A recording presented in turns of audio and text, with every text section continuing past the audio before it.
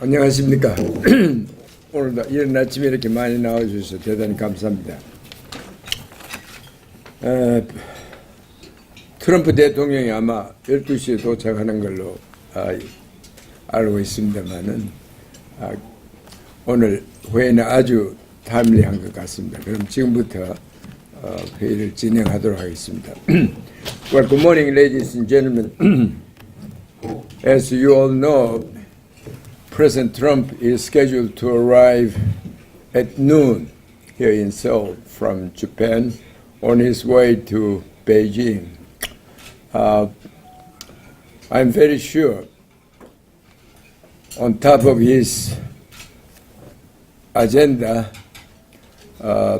North Korean nuclear issue certainly is there. In addition, I'm also sure that Mr. Trump will bring up revision or amendment, whatever he want to call it. Of course, FTA issue will be there as well. In this connection, we are very, very fortunate to have not just one speaker, but two speakers, two most distinguished speakers in this connection.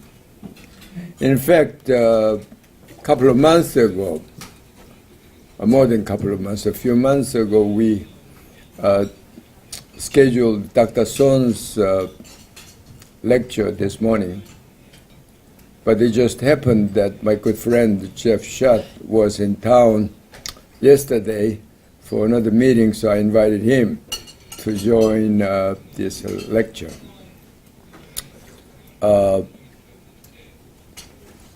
Both speakers were here before, so I don't think I need to have a long introduction, except to say that Professor Son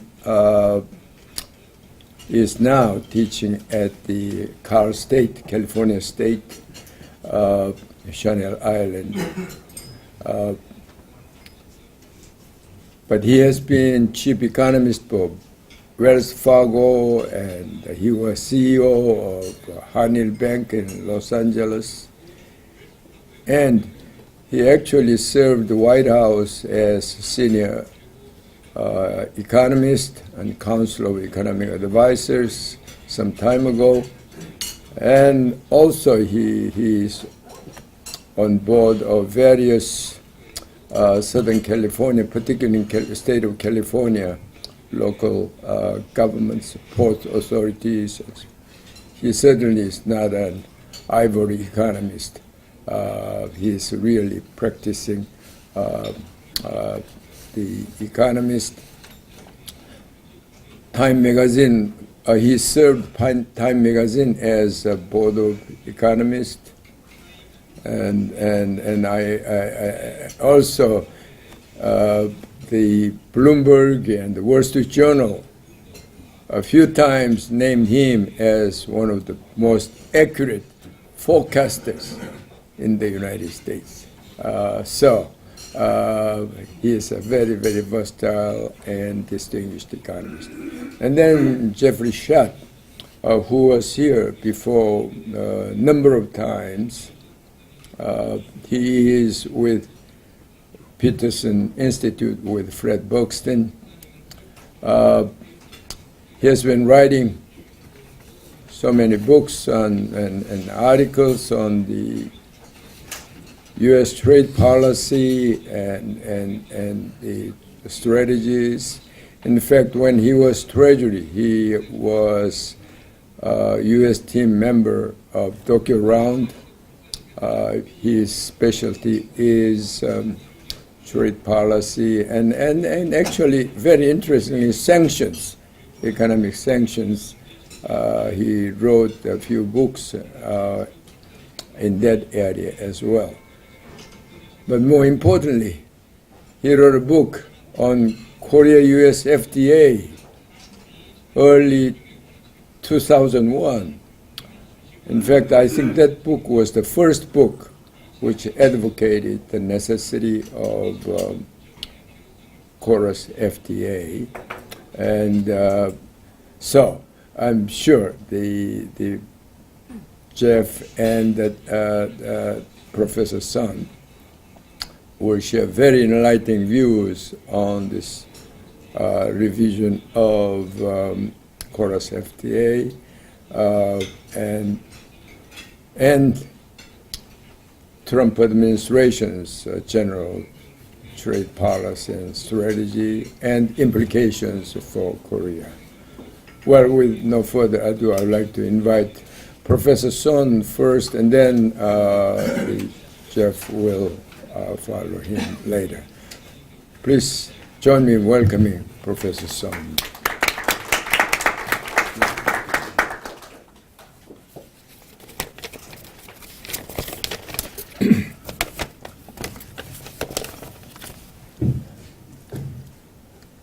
I was at this meeting exactly a year ago when President Trump was elected. And I remember I put together a speech assuming that Hillary Clinton would be elected. And then, of course, I learned in the hotel room President Trump was elected. And then so I had to change my presentation overnight. And then so that was the fastest speech I've put together.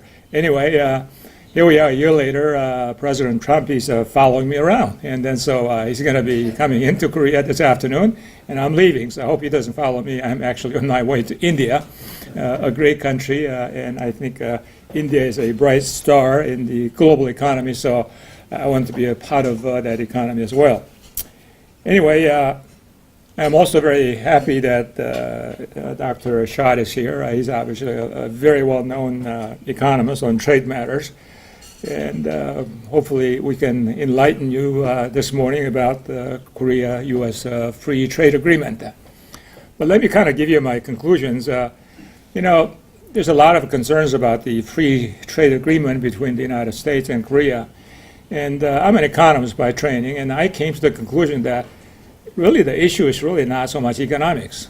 Most economists, including myself, I'm no exception, we are for free trade. As a matter of fact, I don't see a whole lot of problems with U.S.-Korea free trade agreement.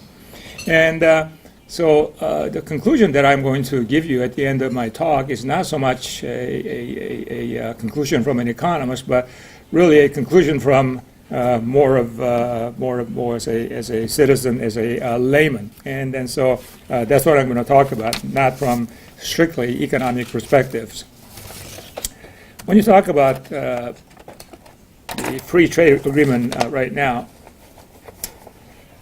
since the election of President Trump, our trade balance has not been, when I say we, the United States, trade balance has not been shrinking significantly. Of course, hasn't been that long, so we should really give it more time. But people expected the trade balance to start shrinking, but that really has not happened, as you can see from this chart. Imports and exports have been both rising. If you look at the trade balance country by country basis, you can see the biggest deficit that we have is European Union, followed by Canada. You see the bars going up, those are exports, and bars going down, those are imports. And so in case of EU, obviously the bars going down, that's a lot longer than the bars going up. China, you know about China, Canada, Mexico, Japan, South Korea. So relative to other countries, Korean deficit is not that large, but that's one of the concerns that President Trump has, so we're going to talk about that this morning. One of the concerns the administration has expressed was the decline in manufacturing employment in the United States. If you look at the yellow line, that is manufacturing employment as a share of total employment in the United States. In the 1950s, it used to be over 20%. Over 20%, and then you can see right now it is closer to 5%. If you look at the blue line, that is U.S. manufacturing employment, and you all know that. U.S. manufacturing employment has been declining fairly significantly.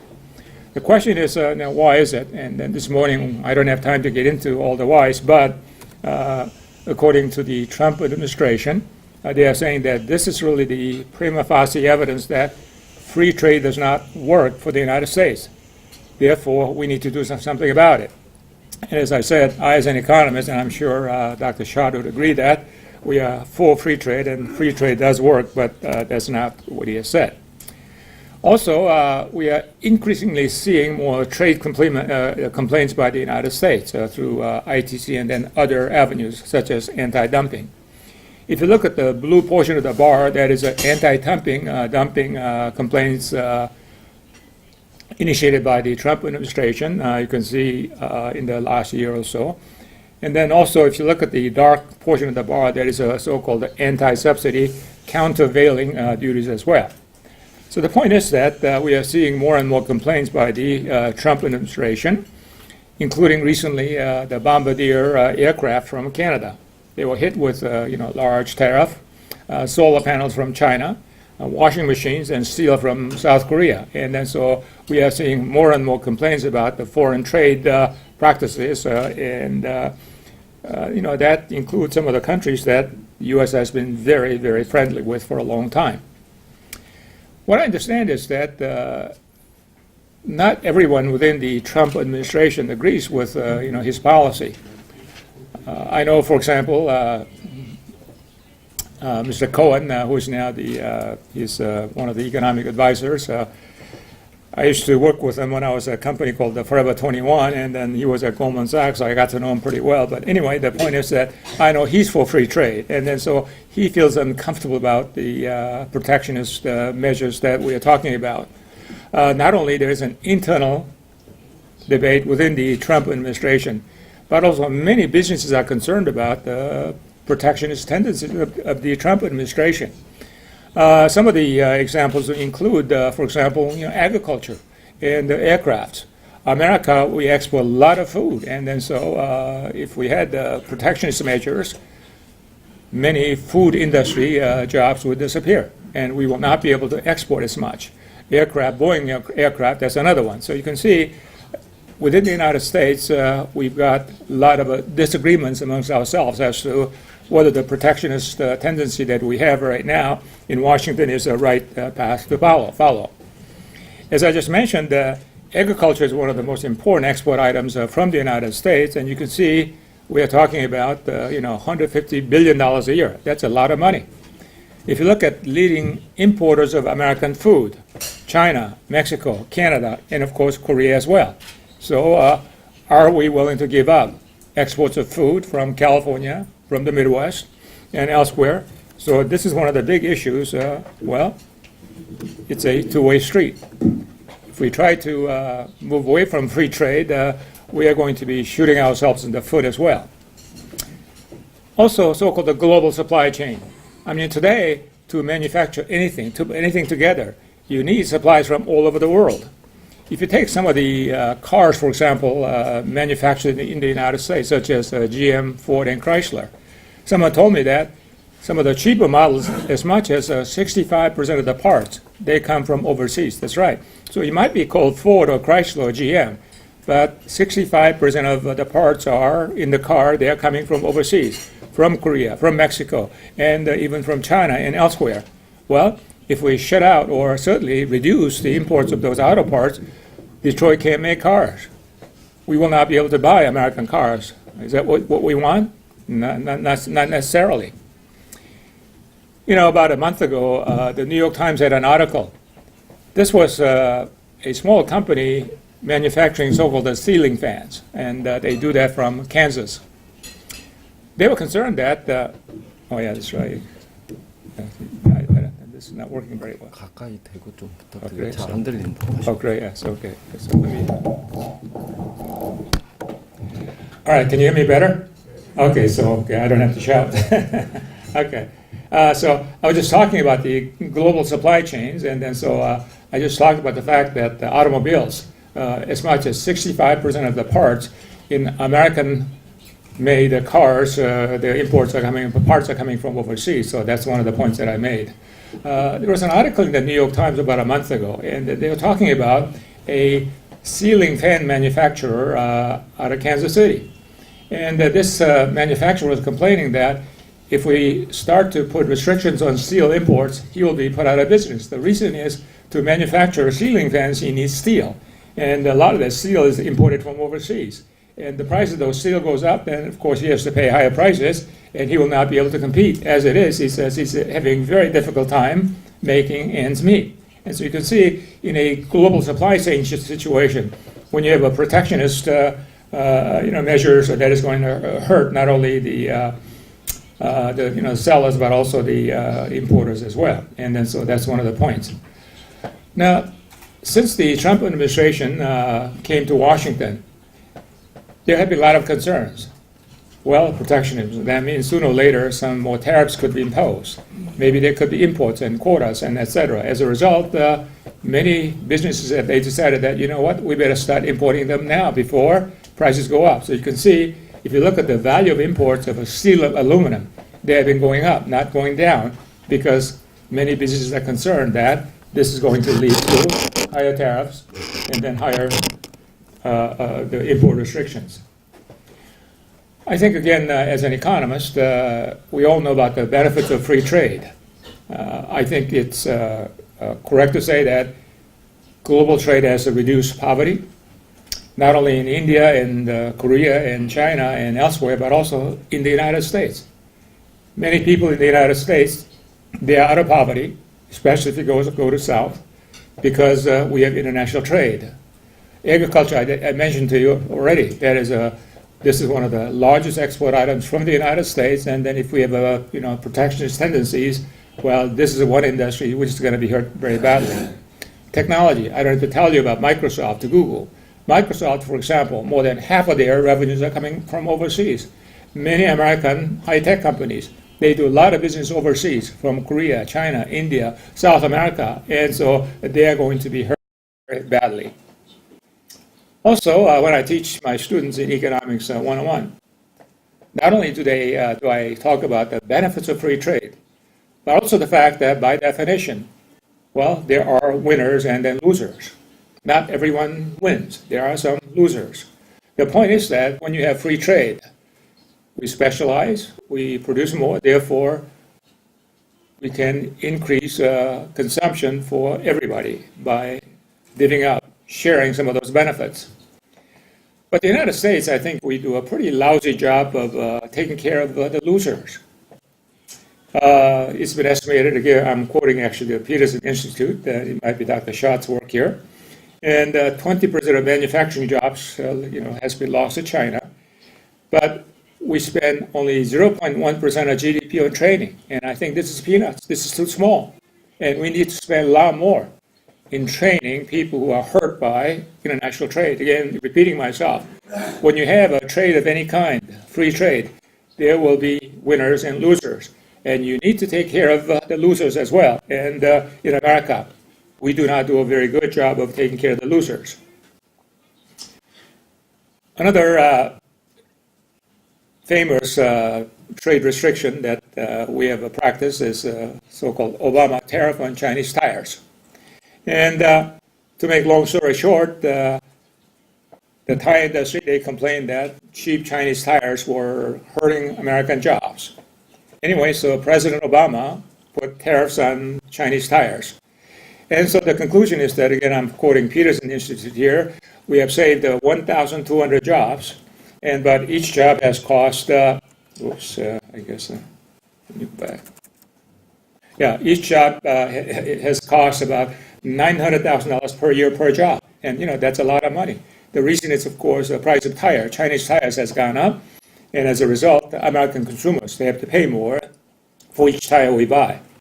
And so again, when you talk about the trade issues, the issue to me is not really so much free trade. I believe, you are for free trade. I am for free trade. I think President Trump is for free trade. And the real issue is really not so much the free trade, but really the fair trade. That's what the issue is. And that's why I said in the very beginning, this is, to me, not an economic issue, see, because we all believe in free trade. It is really something different than economics. We're talking about how fair is it. We're not practicing a fair trade, when you go outside, and I'm going to talk about that. And also mercantilism. We do have countries which believe in mercantilism, that is, exports are good, but imports are not good. And so that is not good either. When we talk about the unfair trade practices, I think we all agree that a lot of people think that China is one of the, of course, the biggest offenders. And we have a large, when I say we again, I'm talking about the United States. We have a large trade deficit with China. Well, when you talk about the, non-tariff barriers, which constitutes unfair trade practices, we're talking about things not only for China, but also including Korea and some other countries. There are barriers such as registration, certification, sanitary rules, local factory rules, and then technology transfers, and the grants, and then low-cost loans, energy subsidies, value-added tax refunds, and then real estate deals, and etc. Again, as I said, many people in the United States, rightly or wrongly, they feel that China does not practice really, the free trade, and then so when you talk about China, of course, China is very good at building walls. They began with the Great Walls, right? And again, this thing is going, it's too fast for me. Okay. And then so when you talk about Chinese walls, here are some of the complaints the United States has, not necessarily from myself, but, these are some of the complaints from within the United States. That is, bureaucratic registration, the health and safety, the subsidies and state controls, and then currency controls, and then, of course, intellectual properties as well. And you all know about, of course, what China has done because of the THAAD, right? And hopefully that is, changing. But car sales in China by Korean manufacturers such as Hyundai and Kia has dropped significantly. And also the number of Chinese visitors to South Korea has dropped quite a bit because of the political wrangling that we have seen. Again, as I said, the good news is that it looks like this is changing, moving in the right direction. But again, these are some of the unfair trade practices. So again, let me kind of give you a laundry list of what kind of unfair Chinese practices that we are talking about. Well, as I mentioned earlier, China is pretty good at the building walls, beginning with the Great Wall. When you talk about the Chinese game called the Go, in Korean it's called the Paduk. And when you talk about Paduk, Go game, again, you're building walls, trying to take more territories. A very popular game called the Mahjong in China. Once again, you're building walls, trying to take more territory. So China is very good at building walls, and then have had a lot of practices. But if you look at kind of the laundry list, again, mind you, this is not my list, but these are the lists that a lot of people who are concerned about Chinese trade in America will give you. The first one is, of course, bureaucratic procedures that causes long delays and significant costs. And this is true certainly in China, and then they also say it is true in other countries as well. Food, strict sanitary and administrative rules.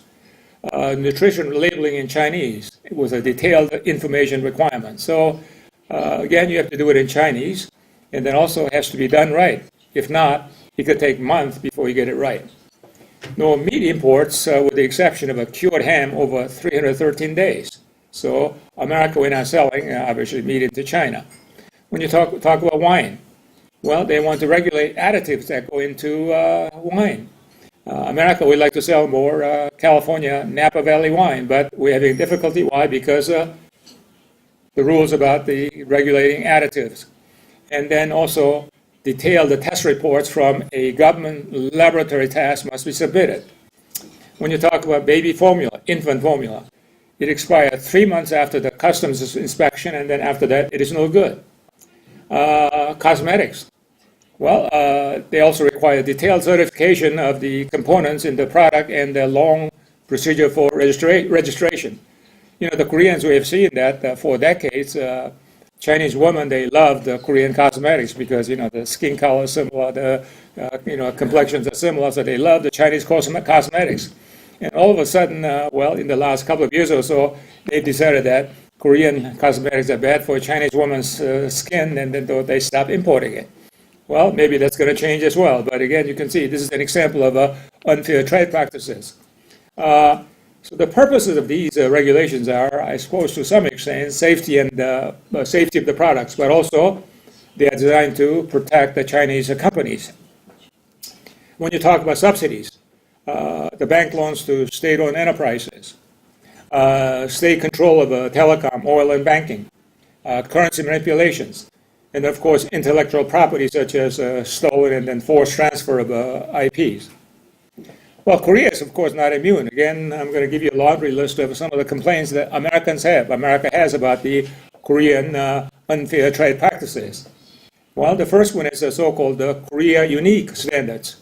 That is, standards that are different from international norm. One example that is used quite often is America would like to sell some buses into Korea.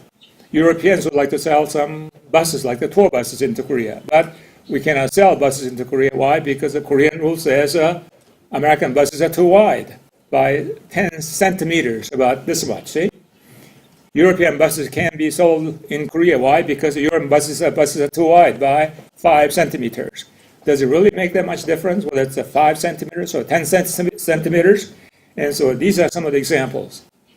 American meat exporters, they complain still after several years of Korea-U.S. free trade agreement. The meat tariff on meat is still 24%. That's pretty high. And then aggressive compliance audits and inspections. And then so again, many Americans are asking, what is really the real purpose of regulations on those buses, on meat, and etc. And so the point is that Korea is obviously benefiting, and then so is the United States. It is in everyone's interest to make sure that we continue free trade. We need to import and export more, not less. And then so that means Korea needs to reform its trade environment through deregulation. One example is, of course, Nafta. President Trump specifically mentioned Nafta and then KORUS, Korea-U.S. Free Trade Agreement, and then to some extent, the Nafta is going first, right? So the negotiation to some extent has already begun. So let me just spend a few minutes talking about what some of the issues are and then how they could affect KORUS as well. Well, again, United States has a lot of complaints about Mexico, and the initial goal of Nafta was to lift Mexican economy and create more jobs and raise wages in Mexico. That means that Mexicans will be able to buy more American goods. That was really the idea. And also that could improve America's competitiveness. Why? Because we have to compete with China, for example, and then cheap imports from components from Mexico. That could actually help America to compete with China. So those are some of the issues. But of course, some people blame Mexico for now trade deficits, which is over $60 billion a year. That's a lot of money. And then so they are blaming Mexico for job losses and then wage stagnation in the United States. And also, they point out that, again, this is not my calculations, but point out that U.S. has lost some 350,000 jobs because of Mexico, and Mexico has gained 120 to 350,000 jobs in the auto industry alone. So those are some of the complaints. One area of a complaint that the United States has with Mexico is berry farming. We're talking about fruits, berries, like from Southern California. And you can see the berry exports has gone up dramatically from Mexico to the United States. And so American complaints are, well, the farm labor in Mexico is too low. Well, of course, we knew that. The state, they subsidize the berries, so it is unfair. And then also, Mexican berries are being dumped in the United States, meaning that it's actually cheaper in the United States to buy berries than it is in Mexico. I'm not sure if that's true, but those are some of the complaints.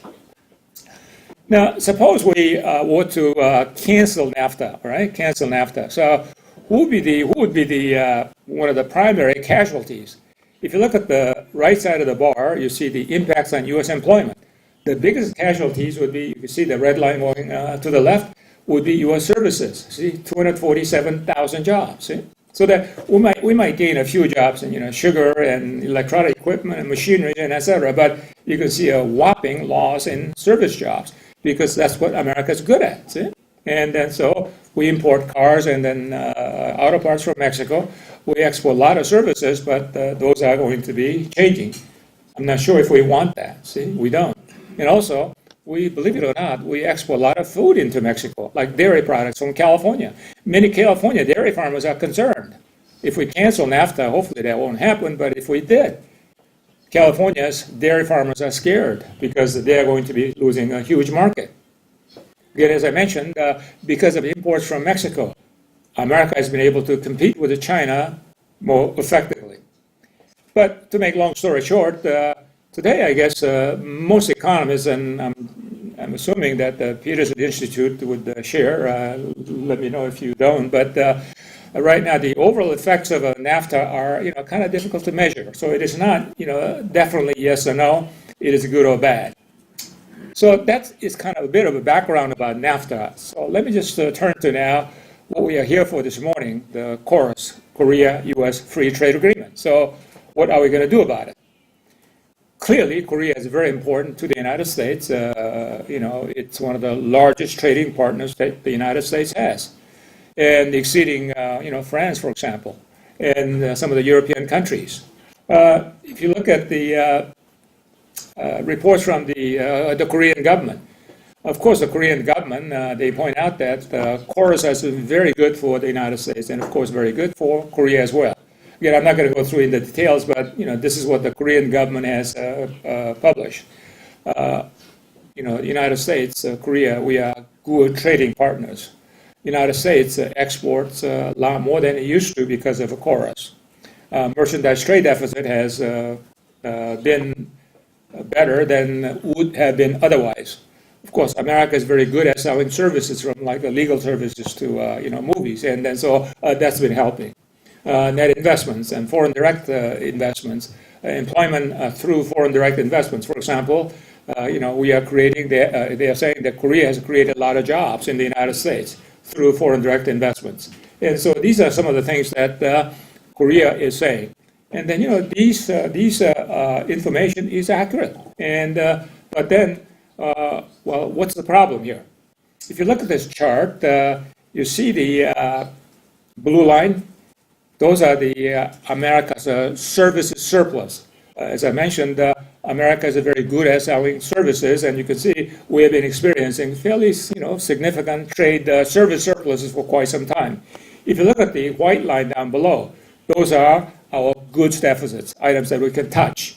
So when you put the two together, service surplus and then goods deficit, when you put the two together, you see the yellow bar, and of course they are going south below zero. And those are the trade deficits, and that's what the United States is concerned about. And again, as I said, as far as the Trump administration is concerned, this is the prima facie evidence that free trade does not work for the United States. Therefore, something has to be done about it. Again, I don't necessarily agree, but that's what they're saying. Now, if you look at the U.S. Trade with Korea, again, the same data, same information, but this gives you more greater breakdowns. This is a U.S. trade from the U.S. point of view. So if you look at kind of the tall line, purple line, you can see those are the imports from Korea. So from Korea to the United States. It's been going up nicely. Why? Primarily because the U.S. economy has been doing reasonably well over those years. If you look at the kind of the other light purple line down below, and those are the exports from the United States to South Korea. They have not been going up very much, again, primarily because for the last several years, since the inception of the KORUS, the Korean economy has not been doing very well, and then has been hit by many problems. And then so that's one of the reasons why Korea has not been importing very much from the United States, or certainly more than it would have otherwise. So if you look at the blue bars going south, those are the trade deficits, and then it is larger and larger and larger, and then that's what the Trump administration is concerned about. I guess, but what I'm saying is that, we can talk about a lot of things, but as an economist, what I can say is that the reason why the United States has a large trade deficit is not so much, unfair trade practices. I think they do matter. That's important too. But the main reason is simply, America, we just overconsume. We like to consume, see? And then so not only cars from Korea and Mexico, but cars from Germany and elsewhere, see? So America's appetite for consumption, overconsumption, that is one of the main reasons why, I would say really that is the most important reason why we have the trade deficits. And again, I'd like to hear what Dr. Schott has to say. And then, of course, the other one is the weak Korean economy. And when the economy is weak, you're not going to import as much. And so, to some extent, that's what's been happening. If you look at the Korea service balance, you can see we have, the imports from the balance between the United States and Korea. You have a transport and then the travel, and then you can see those are, significant negatives. So again, America is very good at selling services. These are the foreign direct investments from South Korea to the United States. And again, there are a lot of industry, but let me kind of summarize what the chart says. Essentially, there are two areas where Korea has been investing foreign direct investments into the United States. Number one is, of course, anything related to cars, Kia, Hyundai, and then tires, and etc. The other one is, of course, related to IT, such as cell phones and then semiconductors, and etc. So they account for really a lion's share of foreign direct investments into the United States. So what I'm saying is that the main reason why U.S. has trade deficits with Korea is America's appetite for overconsumption. But at the same time, I do not want to diminish the importance of what America calls Korea unique standards. And I talked about, the bus situation. Why couldn't Korea buy more buses from the United States by eliminating that, 10-inch, regulations? Why couldn't Korea import more buses from Europe by eliminating not 10 inches but 5-inch width regulations? So those are some of the so-called the Korea unique standards. Also, of course, there are some other complaints from the United States as well. Currency manipulation. Like right now, of course, the Korean currency is very high, very expensive. And then I read this morning in the paper, the Korean government is thinking about, how are we going to, what are we going to do about the strong Korean currency? And certainly the government is reluctant to intervene because the United States will complain. And so, well, the currency manipulation, that is obviously no-no. Korean Fair Trade Commission, they have levied the sanctions against Qualcomm. I talked about the bus regulations and, of course, meat imports. And America would like to see Korea import more meat. So if you look at the Trump strategy as it relates to Nafta, and then also Korea-U.S. free trade agreement, and I understand these are some of the things they want to do. Number one is have the trade agreement expire like every 5 years. And again, the idea is to bring in more uncertainty. So if you are an American firm thinking about investing in Korea or elsewhere, and the free trade agreement is going to expire every 5 years, well, you will think twice about investing in those countries, right? So the purpose is to create more uncertainties, preventing American firms from going overseas. Also, arbitration. What are you talking about? The U.S.-Canada NAFTA or Korea-U.S. free trade agreement? There are some arbitration clauses, and then so they would rather see, full-blown legal contest. And then so businesses are going to be more reluctant to get into foreign direct investments if the chances are the losses are going to be, going on for a long time.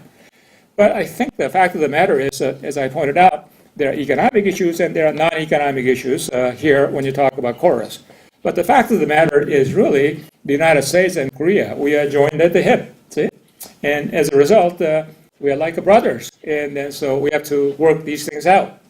As I said, when you talk about reducing regulations, this is not so much an economic issue. It is really, more of a political issue. Again, all economists, including myself, we agree that we should reduce regulations. And then so let's do it. Why don't we do it?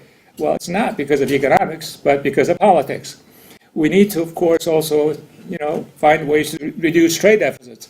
The fact of the matter is U.S. trade deficit with Korea is large and going up. And that makes many Americans uncomfortable, including President Trump. So there are some ways that we can reduce those trade deficits. I would much rather see Korea importing more from the United States, do more trade, and in the process reduce trade deficits rather than, have more, tit-for-tat sanctions, and then so that would not be good. And so also, I'm sure you know about this already. Korea right now depends too heavily on China and the United States in terms of trade, especially in China. So Korea needs to diversify its trading partners, and I'm sure that is going to happen in the future. So that kind of tells you what my thoughts are. Again, kind of summarizing what I wanted to say. When I look at the Korea-U.S. free trade agreement, to me, it is not so much an economic issue. To me, it is really, I don't want to say political, but really non-economic issues. And then we need to solve some of these, especially between Korea and the United States, because as I said, we are joined at the hip, and then we will both benefit by doing the right things, and then hopefully in the process, we will be able to reduce some of the U.S. trade deficits with Korea, and that will be a kind of win-win situation under the current situation. Thank you very much.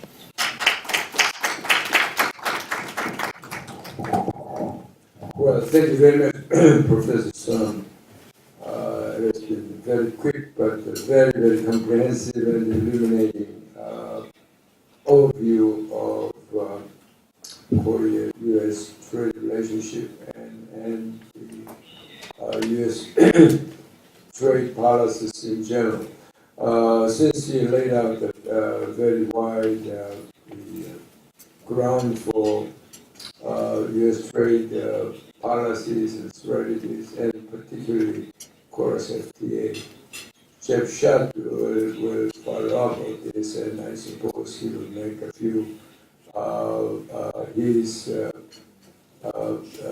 illuminating views, and then maybe we'll have more Q&A. So, Jeff.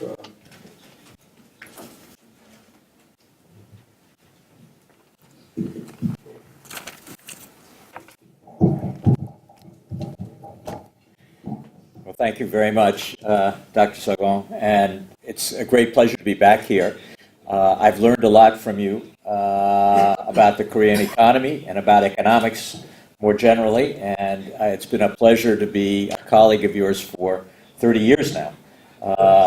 I'm very upset about that, though, because he still looks like he looked 30 years ago with dark hair and trim figure, and I'm old and gray. But it's a great pleasure to be back in Seoul and to renew our discussions. Also a great pleasure to follow Dr. Song. We are not long-standing colleagues, but we could have been, given what he said, because I agree with his presentation. And so I can be more succinct in filling in some aspects of the topics that he raised from a more inside the Beltway perspective in Washington. Like Dr. Song, I don't believe we have major commercial problems with Chorus, but we do have major political problems. And unless those problems are properly managed, they could generate new commercial problems. So that's why it is very important to understand what is going on in our bilateral relationship, what the implications of the Chorus are today, and ways in which we can address both the commercial and the political issues. Chorus is in the crosshairs of Trump's trade policy because, as Dr. Song said, we have a large merchandise trade deficit with Korea. And that's a generalized problem that the Trump administration uses as a standard for its priorities on trade policy. Merchandise trade, not services, as Dr. Song said. But within the merchandise trade, there is a focus on manufacturers. And within manufacturers, there's a focus on autos and steel. And so that's all you have to know about what is driving Trump's trade policy, because that is the heart of the Midwest economy in the Rust Belt that gave Trump his political victory. Those states are also agricultural states, and there's a disconnect in Trump's policy because he's actually pursuing policies that would damage the agricultural economy and agricultural exports of the United States. But this is important to understand. Merchandise trade, of which manufacturing accounts for about 86% of the overall U.S. merchandise deficit, and autos account for about 30% of the manufacturer's deficit. That tells you a lot in just a couple of numbers. The Trump administration is also concerned about KORUS because, frankly speaking, KORUS is the gold standard of free trade agreements globally. And it was severely criticized by Trump during the campaign and since the election. And the KORUS was the model for the Trans-Pacific Partnership. And the United States, Trump pulled out of the Trans-Pacific Partnership on day 3 of his presidency. Fortunately, his advisors didn't understand that KORUS was essentially the Trans-Pacific Partnership. Otherwise, we could have had more drastic problems earlier. Now, Dr. Song gave the perspective of U.S. bilateral trade with Korea. What is clear since the KORUS entered into force in March of 2012 is that U.S. merchandise exports and services exports, the growth has been sluggish. There are some specific reasons with regard to implementation problems during the period, with marked progress as Korea engaged and considered TPP accession and therefore improved upon some of these implementation problems of the KORUS in the early years. But a bigger problem was just the differences in macroeconomic performance of the two economies, as Dr. Song said. And another factor that is not well understood in the policy debate. The Korean market has become much more competitive as Korea has signed more and more free trade agreements with other major trading partners. And so it is not just U.S. firms now competing with Korean firms, but U.S. firms competing with European firms and those from many other countries. And so it is a much more competitive environment, which is what is driving productivity growth and innovation in Korea, because you have to do better, because there's much more competition in the marketplace. That was the vision that Han Duck-soo originally had when he thought about the need for a Korea-U.S. free trade agreement back in 2000 when he was trade minister. And I think that vision is shown to be a very important and correct one.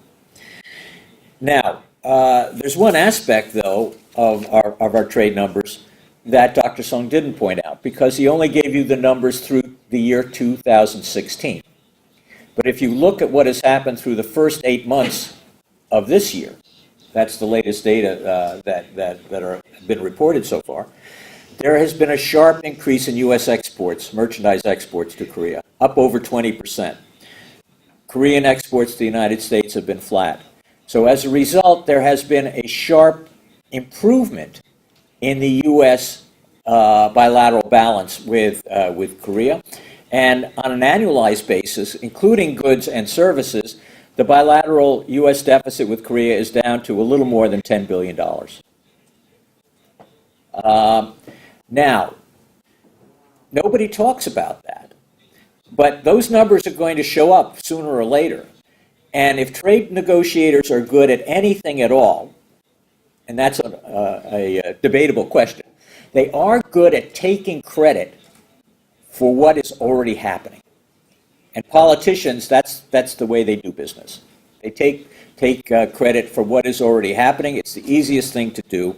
And so the challenge for the trade officials working with our two presidents is, how do you work on the KORUS FTA in a way that allows you to show that you have made improvements, have basically updated the agreement. This agreement is essentially 10 years old. That's when the provisions were negotiated back in 2006. Agreement was signed in June of 2007, but it took a long time to enter into force. So there are areas where the TPP negotiations actually updated and improved the KORUS FTA. So elements of TPP are KORUS plus. There are things that our trade officials can do to improve and make the world-class, the gold standard FTA even better for the benefit of both countries. Now, that's a critical thing to think of, because in doing so, the negotiators are going to have to face one big challenge, and that is autos. The auto trade accounts for anywhere from 80 to 110% of our overall merchandise trade deficit with Korea. So you look at the numbers that Dr. Son gave you on the overall bilateral merchandise deficit. That's essentially the auto deficit, and that is something that is foremost in the minds of President Trump and Secretary Wilbur Ross. How do you deal with it? We have a similar problem in Nafta, where Mexico has a huge trade surplus in autos and parts. And in the Nafta context, U.S. negotiators, in renegotiating the Nafta, updating a 25-year-old deal, have basically put forward proposals that would raise production costs and make it much more difficult for companies doing business, producing in North America, to compete on a global basis. That's through rules of origin changes, in particular, introducing policies that would require disruption of supply. If that was applied to KORUS, it would be very difficult. I don't think the Mexicans and the Canadians are going to accept the U.S. demands. And so the risk of NAFTA breaking down are significant. We can talk more about that if you like. I think the risk of NAFTA breaking down is much greater than KORUS breaking down. But if those policies were applied on autos in the KORUS context, it could influence where Hyundai and Kia produce for the U.S. market. And this is not an insignificant issue for both our economies, because annual U.S. sales by Hyundai and Kia account for about 8% of the U.S. market. About 1.4 million cars were sold, Hyundai and Kia cars were sold in the United States last year. About half of those cars were sourced from U.S. production plants by Hyundai and Kia, up from about a 30% share only a decade ago. So those companies have been increasing their market share in the United States, increasing their sales, and at the same time increasing the production in U.S.-based facilities. Now, what happens if you change the rules of origin and under KORUS, and essentially increase the cost of components for those automobiles? At what point does Hyundai and Kia say it's better to produce outside of the United States and ship in and pay the most favored nation tariff, which is 2.5% in the United States? It doesn't take a lot of change to alter production decisions. And whether it means a reduction in U.S. production or simply a slowing down or constraining the growth in U.S. production, it could be detrimental to U.S. output and employment. Same thing in NAFTA. The proposals that the Trump administration are putting forward on the auto sector in NAFTA will reduce U.S. output and reduce U.S. employment, exactly the opposite things of what the Trump administration claims they want to do. In that sense, you would have to say they don't know what they're doing. Now, get to the immediate point on the KORUS, and then I'll finish on this. But it's very important to note that so far the United States has not notified Congress that it wants to renegotiate the KORUS like it has with NAFTA. Instead, it invoked an obscure chorus provision. I must admit to you, I'm supposedly an expert on chorus, and I had totally forgotten about this years ago.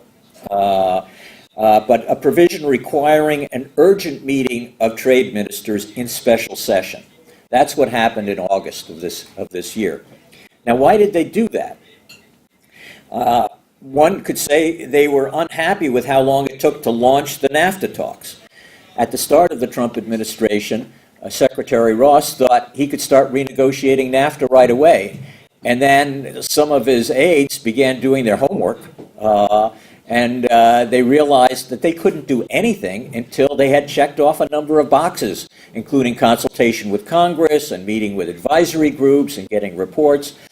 And so the Nafta talks didn't actually begin until August of this year.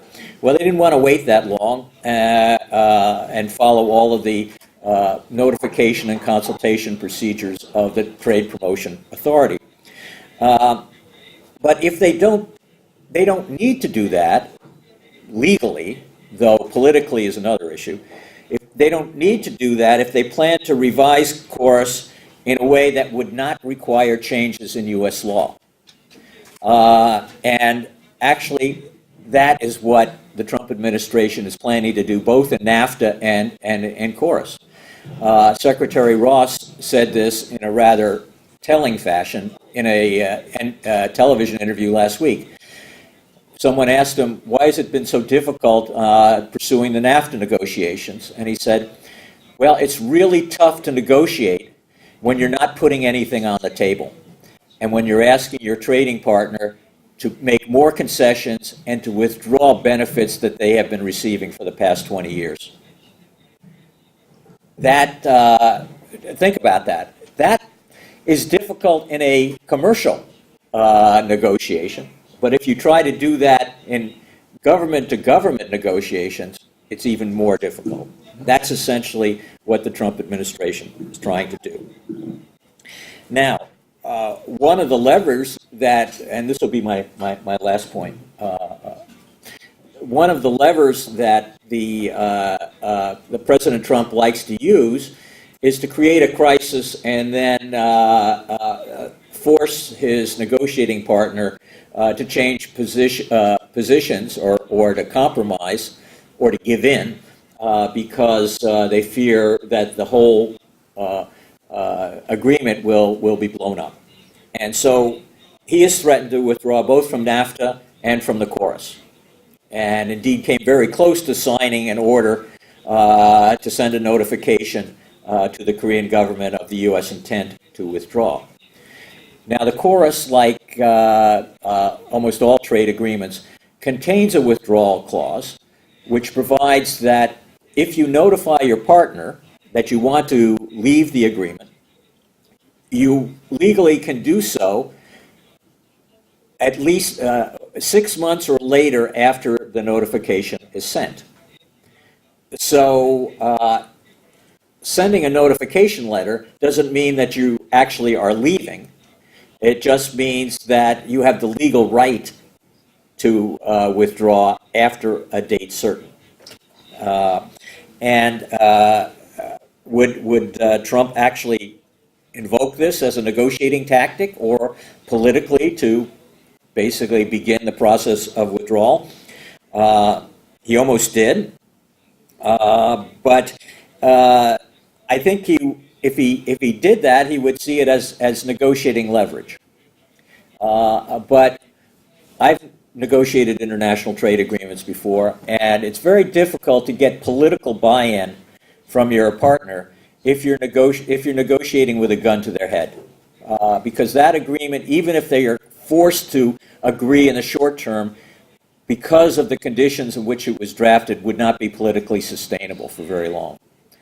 The Canadians and the Mexicans know that, and so they're willing to walk away from the table if Trump tries to do that.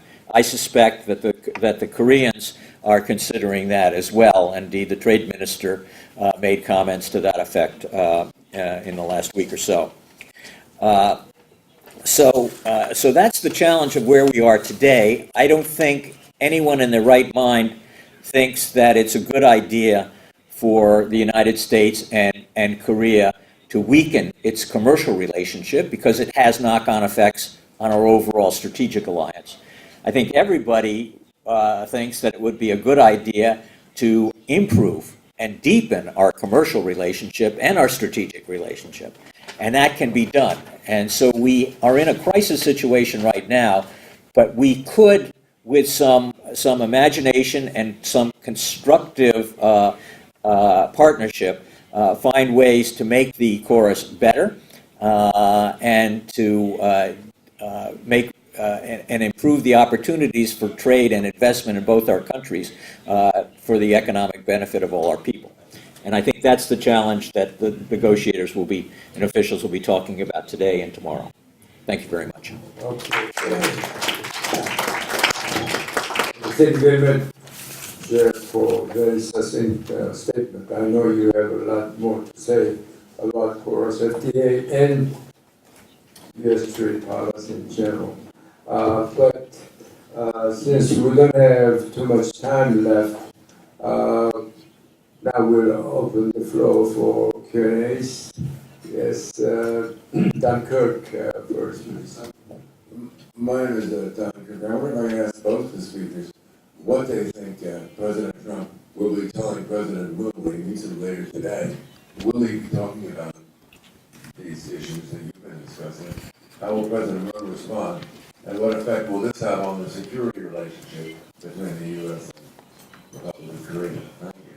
Okay. And any other?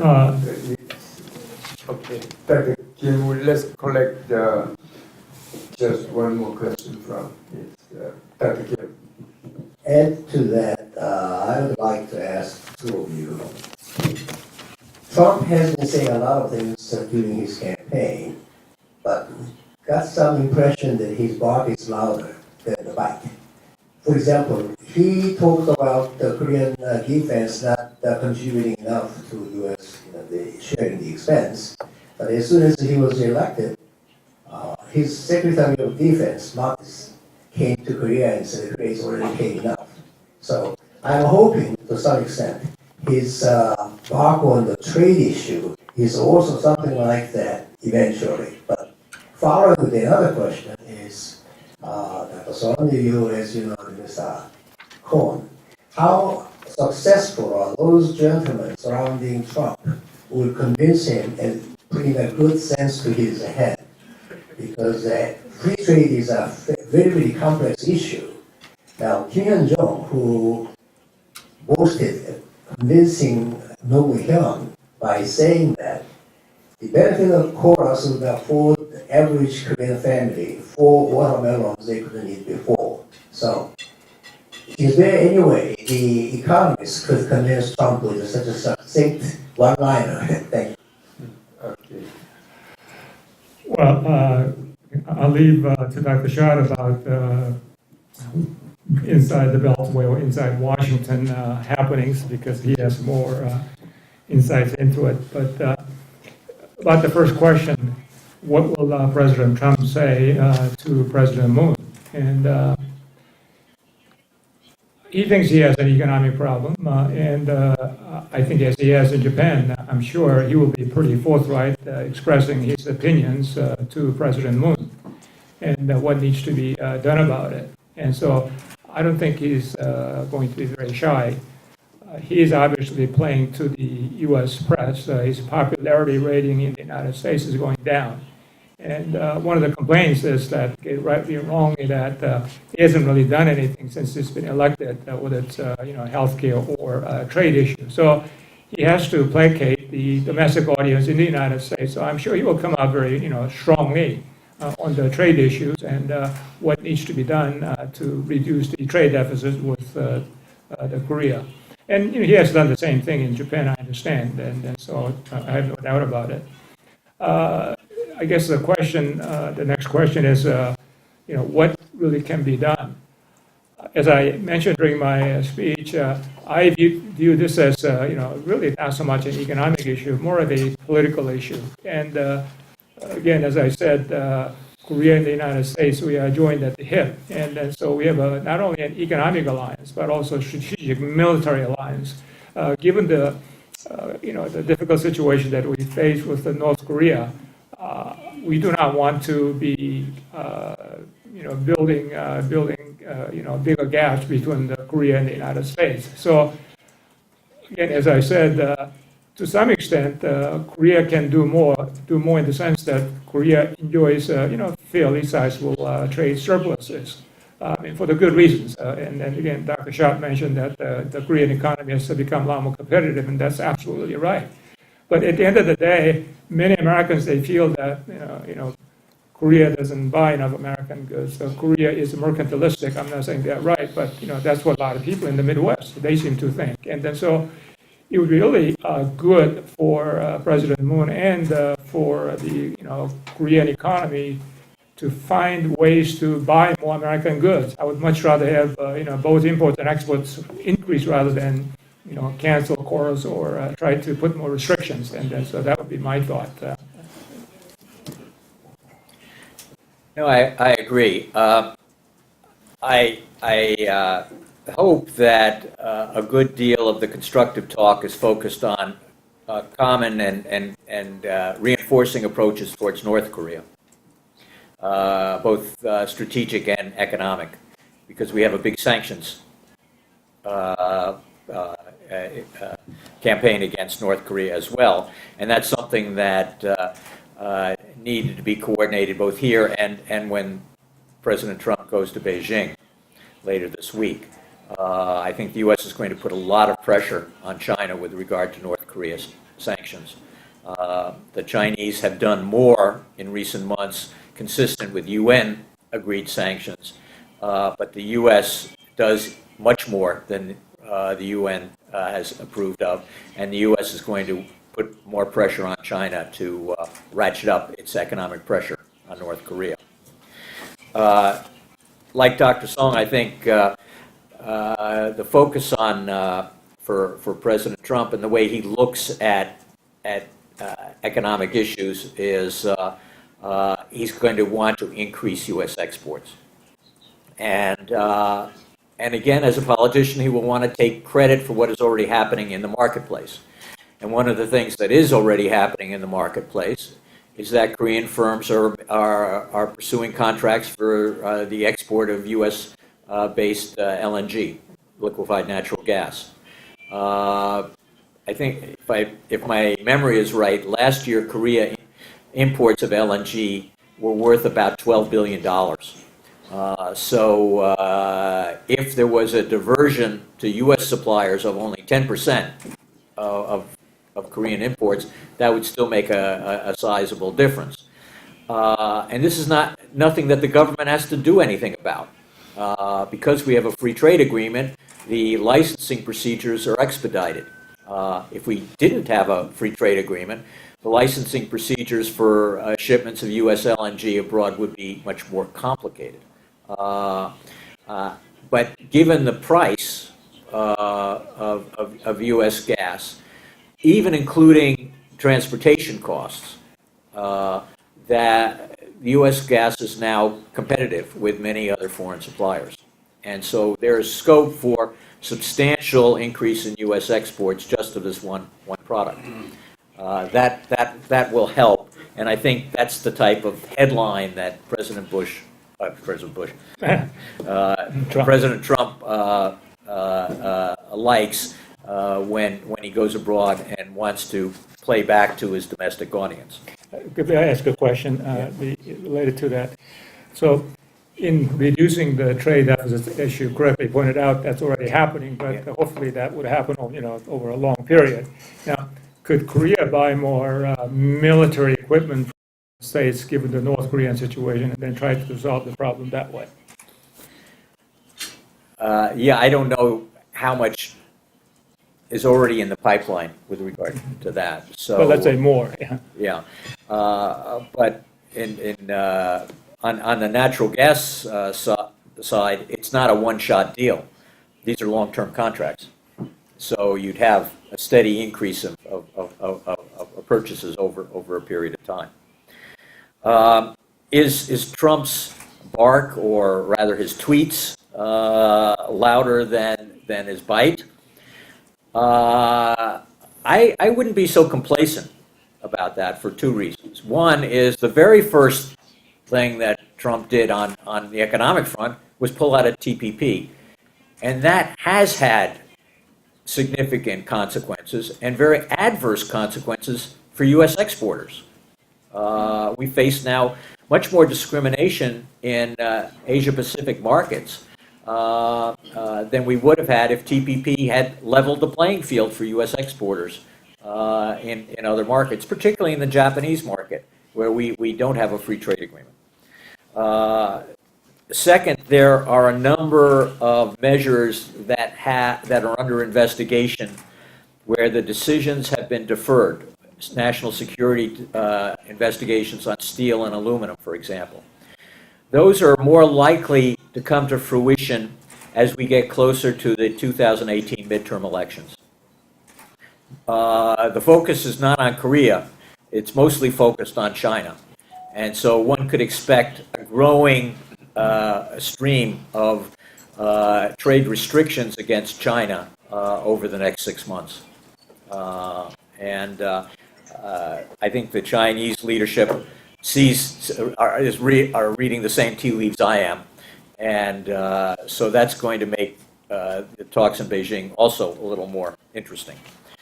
Final point on Trump's advisors. There are good advisors and there are bad advisors, or really bad advisors.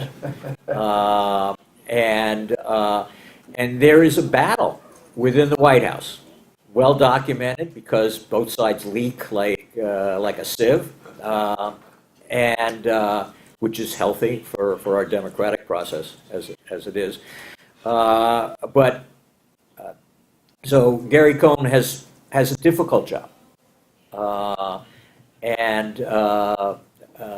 President Trump is more inclined to listen to some of the more nationalist voices in his administration. And as far as Ambassador Lighthizer is concerned, he was asked about who his audience was for developing his trade policy and talking about his trade policy and formulating his policy. Does he talk to the business community? Does he talk to Congress? And Lighthizer's response was remarkable. He said, I have an audience of one, President Trump. So there is this battle waging every day inside the White House. And it is further complicated because the key White House officials came in with essentially a bias against experts, people like me. They think people like me and Dr. Song, economists writ large, are part of the cause of the problems, that we didn't recognize the damage being done to a segment of our society. We encourage these dumb trade deals, and so there's a bias against listening to people who actually have some substantive information and analysis.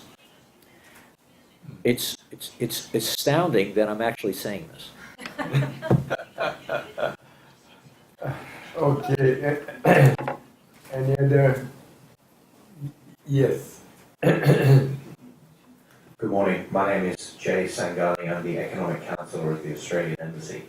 I think it's quite clear that the US President has a win-lose mentality when it comes to trade rather than a win-win one. It comes from his maybe his background in business, but it's very much zero-sum rather than positive-sum. So he thinks if he wants to do well out of a deal, he's got to screw the other person. Now, when it comes to trade, that will certainly create a problem for him when it comes to chorus, and one that I would argue can't be fixed by just Korea buying more stuff. The Australia-Korea bilateral economic relationship is very strong. We sell nearly $3 billion worth of LNG to Korea every year and $1 billion worth of beef. Even if Korea Korea stopped buying any LNG and any beef from Australia and started buying that from the US tomorrow, the deficit in merchandise trade will still be over $20 billion. So my question is, how much stuff can Korea really buy from the US to bring that deficit down far enough for somebody with Trump's mentality in terms of zero-sum thinking to actually make a difference? And isn't this just a structural feature of the Korea-US trade relationship because of all the reasons you said, low manufacturing employment in the US and massive overconsumption? This is just something we're going to be stuck with for a long time unless the administration changes its thinking on trade. But that's the beauty of the current situation. The deficit, the structure is going down. This year, the merchandise, the goods deficit will be around 20 billion, down from 27.5. And goods and services would be only slightly more than 10 deficit. So you can take credit for that, and even credit for what's happening because of the differences in macroeconomic performance and change in the differences in the business cycles. Take credit for that and have a few headlines that say Korea is buying more LNG, Korea is buying more military hardware, Korea has spent billions of dollars on a new military base, pulling its weight on the defense expenditures. These are all things that make it easier to manage the criticism of the deficit, because the deficit won't be that big. Then they'll turn to Japan and China and Mexico that have much larger deficits. Europe, Germany. Yeah. Again, I find that I agree with Dr. Schott 100%. So let me just add some of the points that I have already made. That is, I think, we again, as I said, to me, when it comes to chorus, this is not so much an economic issue, but it's really a strategic political issue. So we need to look at it from a broad perspective, which includes more than economics. And again, there are things that Korea can do. After all, Korea needs the United States, and of course, U.S. needs Korea too. And then, given the North Korean situation, the strategic alliance, I don't think Korea wants to really irritate the Trump administration, and then some of the Americans in the United States who thinks that incorrectly that Korea is not practicing fair trade. So I think the goal has to be how can Korea import more from the United States, and again that is already happening, but hopefully do more. Also reduce what I call what people call Korea unique standards. I talked about importing buses, right? I mean, is it really necessary to have a rule which says that the bus has to be this wide, and then it can't be wider than 5? It can't be 5 centimeters or 10 centimeters wide.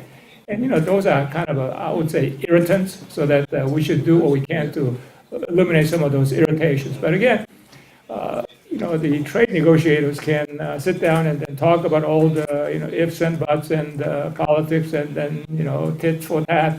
But at the end of the day, I think the focus should be how to strengthen the alliance. It's more than an economic issue. So that's why I say let's try to solve this problem by trading more, not less, especially from the Korean part, because Korea, after all, is in an enviable position of sizable trade surplus with the United States. Okay. Before we close, let me ask you this question to Jeff from inside Beltway Philly. How feasible do you think is the U.S.-Japan FTA in the future?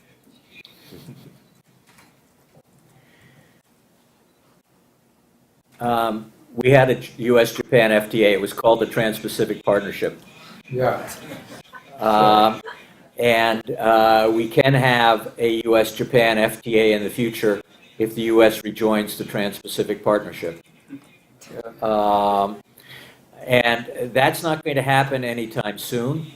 We didn't mention this morning, but there has been good progress among the remaining TPP signatories about moving forward with the agreement without the United States, suspending a few provisions, essentially keeping the light on in the back in case the United States reverses its policy and wants to come back and renegotiate its participation. I think that's possible, and once the outcome of the bilateral initiatives the United States is pursuing is clear, and I think it will be relatively unsuccessful, or more than that, it will be disastrous, then there's scope for looking at reviving TPP, U.S. participation in TPP. I think it's important that the TPP 11 move forward, implement the agreement. Once it enters into force, that agreement will then be open for new members, including Korea. And Korea's eligibility and ability to meet TPP obligations is probably better than any other country. So if you can get more countries joining the TPP before the U.S. comes in, it's conceivable that Trump could come in the later part of his administration and say, well, we now could, through renegotiation, improve TPP and have a bigger and better deal. Bigger numbers than Obama had, and that would be the way to get U.S. and Japan together. Currently, from what they are talking about, Japan will continue to say yes, yes, yes to initiatives from the Trump administration, particularly in the Pence-Aso dialogue.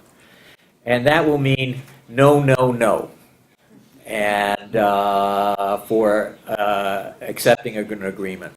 There's no basis for Japan to do that on the terms that are being presented by the United States. Okay.